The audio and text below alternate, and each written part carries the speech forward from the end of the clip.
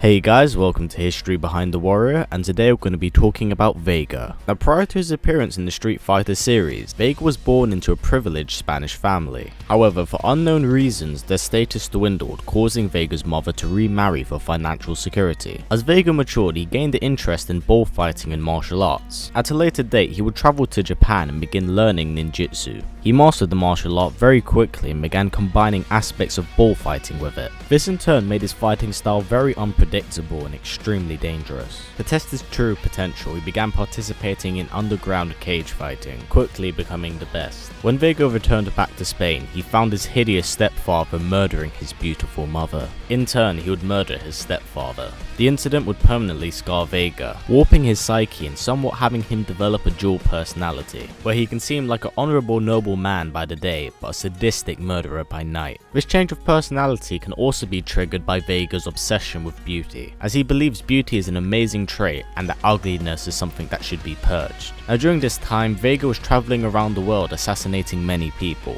and eventually this caught Shadowloo's attention. In the end, they ended up hiring Vega as their assassin. Now, Vega would make his first canon appearance in Street Fighter Alpha 3. Vega is one of the people to keep many of the Shadowloo dolls in check. So one day when one of the Shadowloo dolls went rogue, Vega would be assigned with the mission of capturing this killer bee. Now, Vega eventually found Cammy but failed to bring her in. Now, Vega disappears for a very large amount in Alpha 3, and only turns up during the end. After Bison is defeated, his link to Cammy and all of the other Shadowloo dolls have been severed, and this more or less renders them to a brainless state. Luckily for Cammy and the dolls, Vega saved all of them, and left Cammy with the military force Delta Red. Vega's reasoning behind this is because he would not allow such beautiful things to die. Now, Vega does appear in Super Street Fighter 2 Turbo, however he doesn't play a role that actually affects the story. After Bison is killed, Vega apparently disappears back into his old lifestyle as a freelance assassin, although it is rather shrouded in darkness in knowing what Vega actually did after the fall of Shadowloo.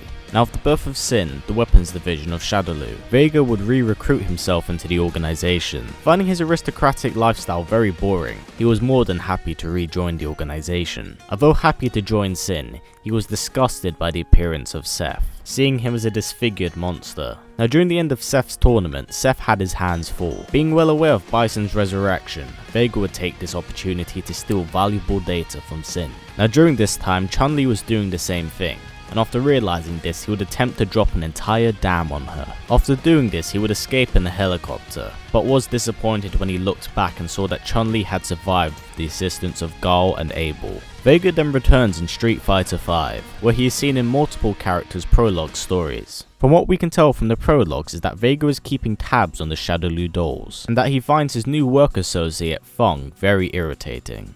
And that's really it for Vega, guys. He's definitely one of the fan favourites, and I'm not gonna lie, after actually reading up his story and getting to know him a little bit better, I respect him a lot more as a character now, as when I didn't understand his infatuation with beauty, I just thought he was extremely vain and irritating. But now, after understanding what happened to his mother, it does clear a lot of things up. But anyway, I'm not going to give away what's going to happen too much next week, but here's a tiny teaser for you.